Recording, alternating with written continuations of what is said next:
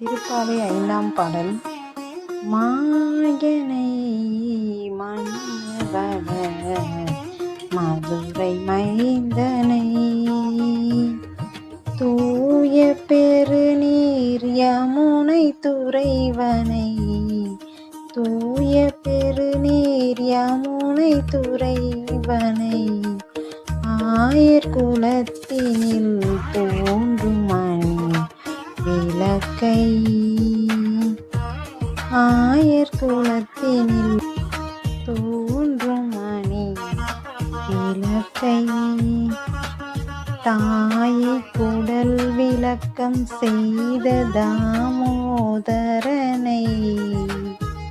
தூயோமாய் வந்து நாம் தூமலர் தூவித் தொழுது வாயினால் பாடி மனத்தினால் சிந்திக்க போய பிழையும் பொறுத்தருவான்